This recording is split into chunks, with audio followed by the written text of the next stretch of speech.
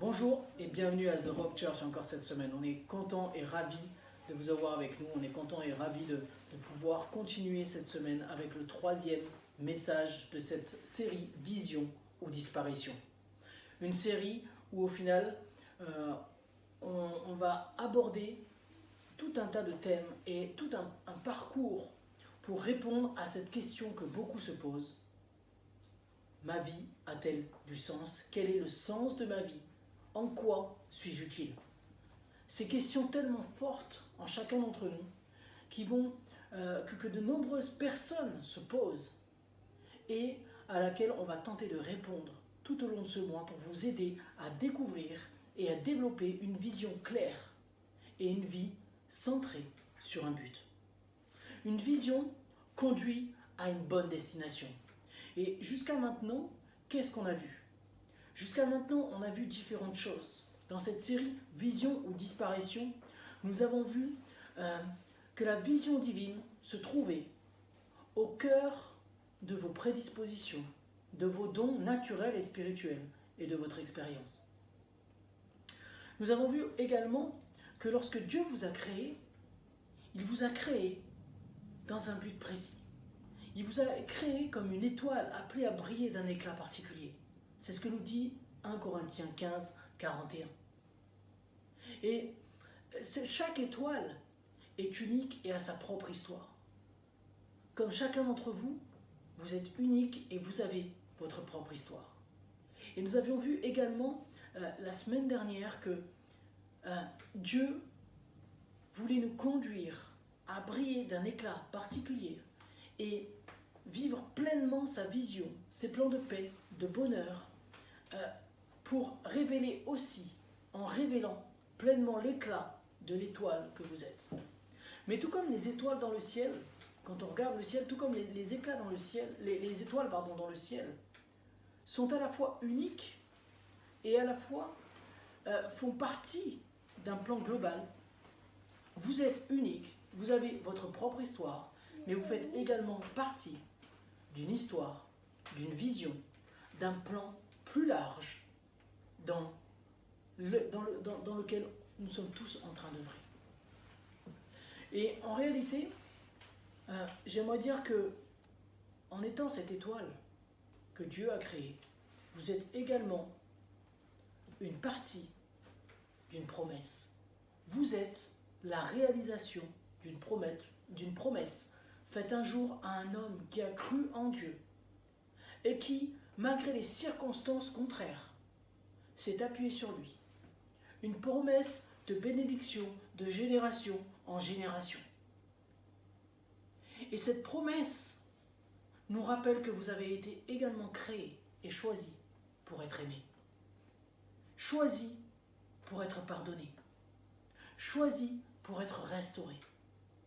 Afin de briller d'un éclat particulier et de conduire d'autres à vivre et entrer dans cette promesse de paix et de bonheur que Dieu nous a faite.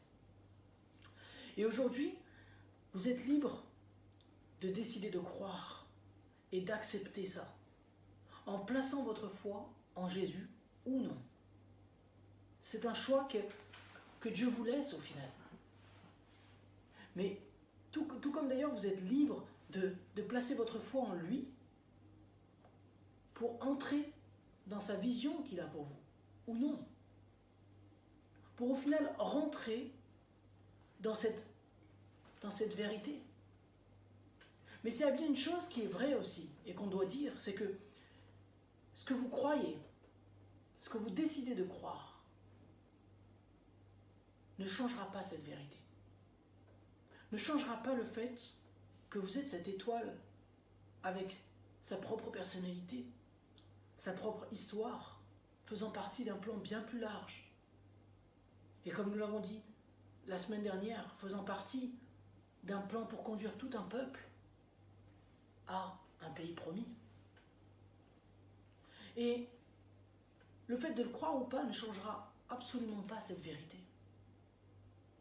En revanche, cela changera seulement et assurément votre réalité et le sens de votre vie, en lui donnant soit un sens provisoire d'une centaine d'années environ sur cette terre, soit un sens éternel. Puisque quand on accepte de placer sa foi en Jésus, on rentre également dans une vie pour l'éternité, une vie éternelle. C'est ce que Jésus nous a acquis. Et plaçant notre foi en Jésus, nous entrons et nous acceptons de donner un sens éternel à nos vies. Et c'est à vous et à chacun d'entre vous de donner, de plutôt développer ce courage d'entrer en action pour vivre sa vision pour votre vie. Et c'est par cette phrase que nous avons terminé le dernier message. Cette phrase qui nous dit, c'est à vous de développer, c'est à toi de développer le courage pour vivre sa vision pour votre vie. Et la question que nous pouvons nous poser au final, c'est qu'est-ce que le courage ? Comment le courage se développe ?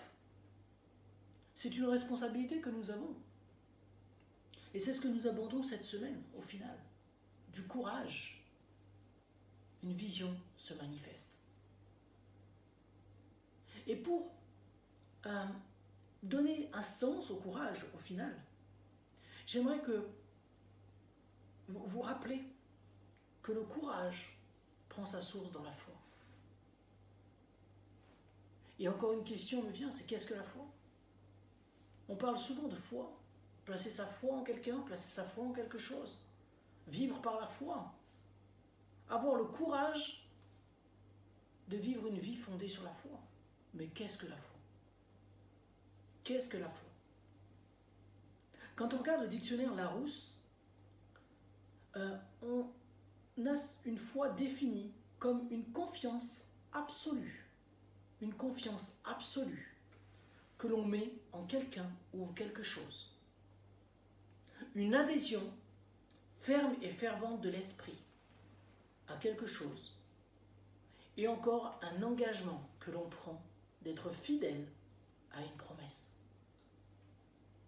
Et quand on voit ça, on voit également une autre définition, la définition biblique de la foi que nous trouvons en Hébreux 11:1 qui nous dit « Or la foi est une ferme assurance des choses qu'on espère, une démonstration de celles qu'on ne voit pas. » La foi est une façon de posséder ce qu'on espère. C'est un moyen d'être sûr des réalités qu'on ne voit pas. Ici, la foi, le mot pour traduire la foi est le mot pistis, en grec, qui signifie avoir une conviction de la vérité de quoi que ce soit. Concernant Dieu, une conviction que Dieu existe. Concernant Christ, une conviction qu'il pourvoit à notre salut éternel. C'est croire avec l'idée prédominante de confiance, de fidélité et de loyauté. Le mot pistis a cette traduction. Et plus nous sommes convaincus, plus nous développons courage et confiance qui nous poussent à l'action. Et plus nous sommes dans l'action, plus nous développons l'expérience qui nous emmène à l'assurance. Et de confiance à expérience, de courage à assurance, dans la fidélité et la loyauté, nous sommes conduits progressivement à une ascension dans la réalisation de sa vision pour notre vie. Le courage et la foi peuvent être illustrés comme un muscle. Et la question qu'on peut se poser, c'est est-ce qu'un muscle, quand il est créé, quand nous naissons, est grand, fort, entre guillemets musclé. Alors, un muscle musclé, ça m'a toujours fait rire. Mais est-ce qu'un muscle est musclé à la base ? Non. Non. Il n'est pas musclé. Un muscle se travaille pour qu'il devienne fort, pour qu'il soit capable de puissance. Il est nécessaire de le travailler, de l'exercer. Il est nécessaire de le solliciter. Et il en est de même pour la foi. Pour grandir, elle a besoin d'être travaillée. Elle a besoin d'être exercée. Et elle a besoin d'être sollicitée. Et grandissant, elle fait en même temps grandir en nous le courage nécessaire pour le passage à l'étape suivante de sa vision pour notre vie. Et Hébreux 11, 2 et 3 nous dit que c'est parce qu'ils ont eu la foi, parce qu'ils ont eu foi, cette foi que les hommes des temps passés ont été approuvés par Dieu. Et que par la foi, nous comprenons que l'univers a été créé. Et là, on ne parle pas seulement de la terre, on parle de l'univers, de toute la création.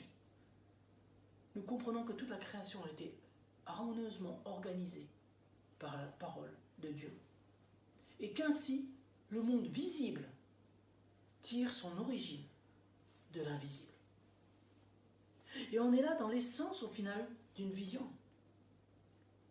C'est ce qu'on avait vu dans le premier message de cette série, où nous voyons qu'une vision, au final, c'est une anticipation d'une réalité qui n'est pas encore là, mais que Dieu nous a montrée, afin que nous la conduisions à la réalisation. Et en Hébreux 11 à 13, on voit la description de plusieurs hommes de foi qui ont accompli des choses sans voir leurs promesses réalisées.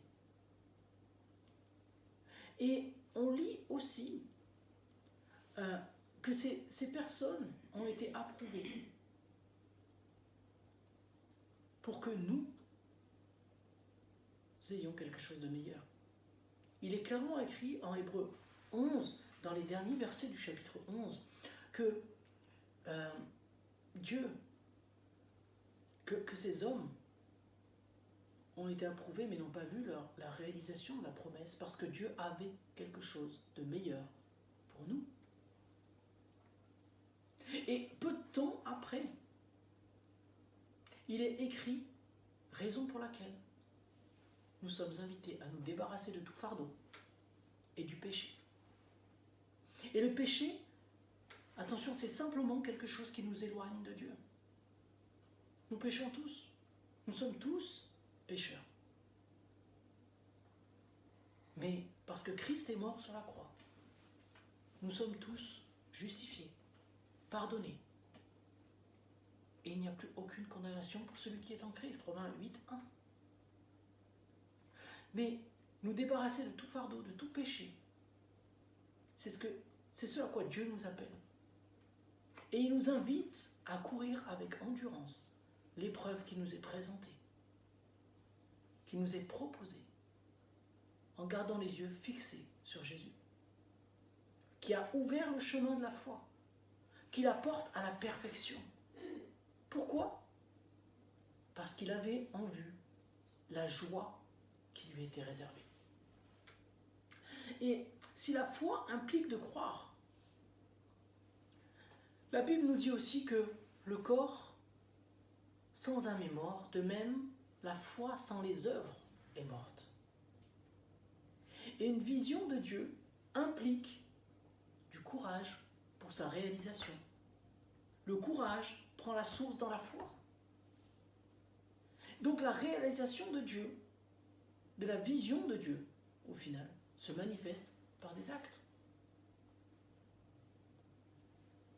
Et si nous reprenons Hébreux, et tous ces hommes, nous voyons que tous ces hommes de foi et ces femmes de foi, que Hébreux 11 nous décrit, nous voyons que la foi a poussé Abel à offrir un sacrifice meilleur que celui de Caïn.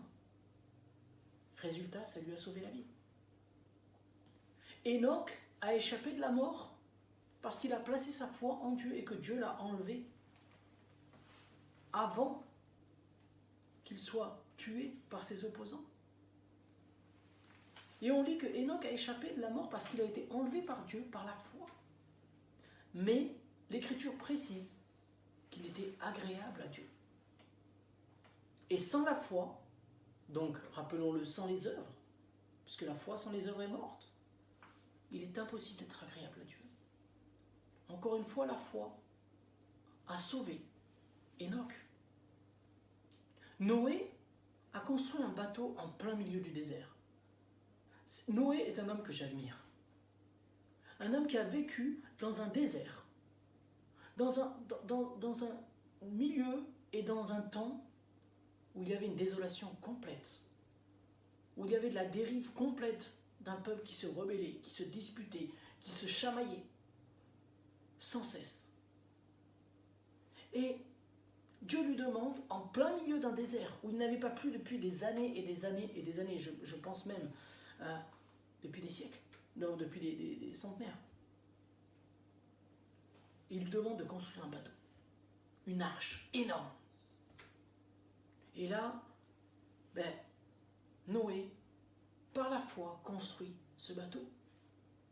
Et même s'il a été pris pour un fou, le résultat a été que Noé a eu sa vie sauve, ainsi que sa famille, et que ça a entraîné la repopulation de toute la terre. Abraham, l'homme de la promesse dont on parlait tout à l'heure. Un homme qui, par la foi, a quitté, a obéi à Dieu au final, et a quitté son pays pour partir là où Dieu lui avait indiqué, sans même savoir où était la destination finale. Dieu lui a donné les étapes.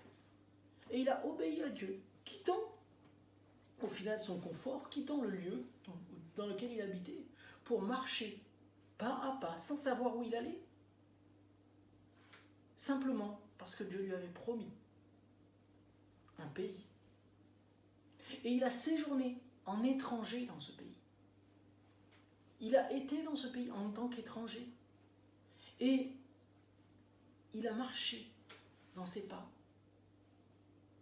ainsi que 2 générations qui ont suivi, celle d'Isaac, celle de Jacob. Sarah, sa femme, la femme d'Abraham, qui était stérile, mais qui par la foi et par sa conviction que Dieu est fidèle, a été rendue capable de donner naissance, malgré un âge où naturellement ce n'était plus possible.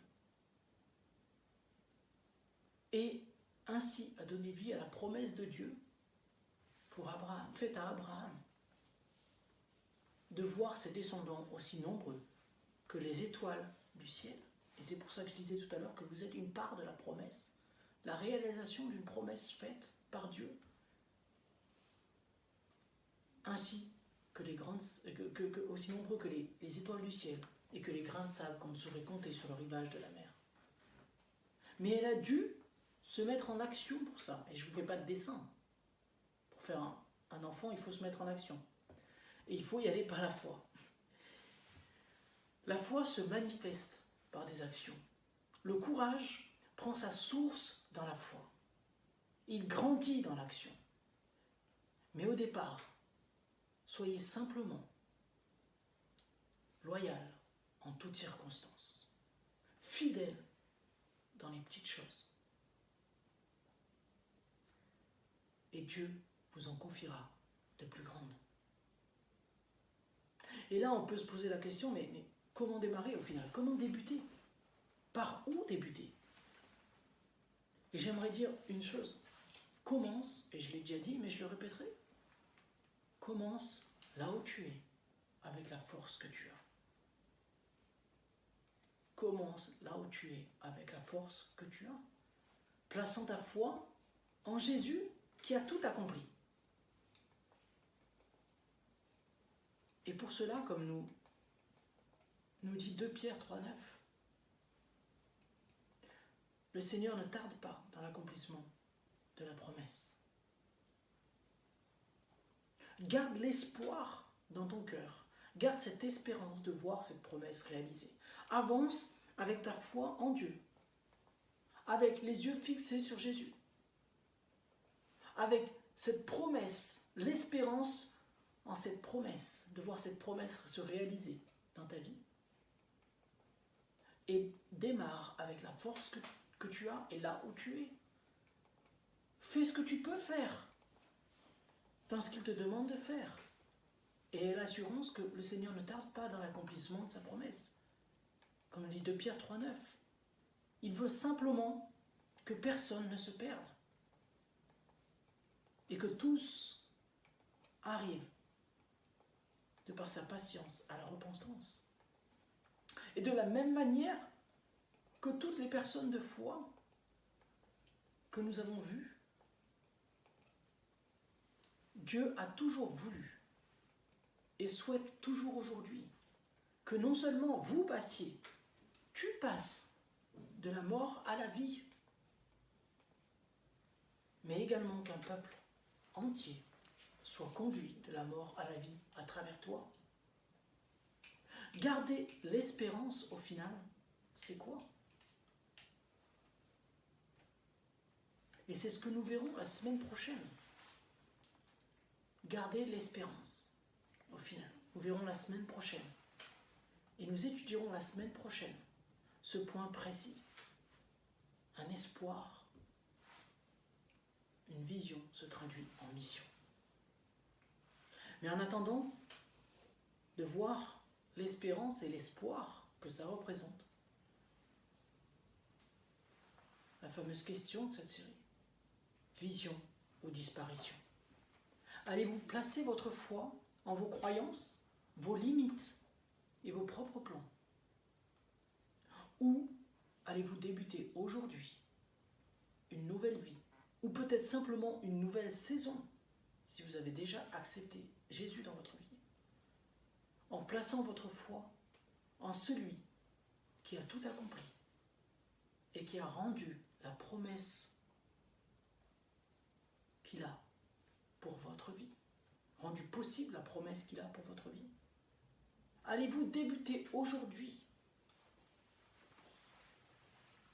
en étant fidèle dans les petites choses pour voir Dieu vous en confier des grandes? Une chose importante que j'ai à vous rappeler. Vous êtes précieux pour tout un peuple. Vous êtes précieux pour tout un peuple. On se retrouve la semaine prochaine. Je vous remercie et je vous souhaite une bonne semaine. Bye. Merci beaucoup, pasteur, pour ce message très éclairé et qui tombe à pic, comme d'habitude. On se retrouve mercredi de 19 à 21h pour un camp rock. Si vous souhaitez participer, vous joindre à nous, vous pouvez envoyer un SMS au 06 38 44 44 71 ou tout simplement vous inscrire à l'adresse que vous trouverez juste en bas. D'ici là, si vous croyez en la vision, soyez la provision. C'est-à-dire que vous pouvez participer avec nous à l'œuvre que le Seigneur nous donne de bâtir et nous aider à la bâtir. Vous pouvez donc faire vos dons. Et pour cela, vous trouverez sur le site un moyen de le faire directement. C'est www.therockchurch.eu. On se retrouve aussi dimanche prochain pour un super culte. Et d'ici là, les petits rockers, bonne semaine!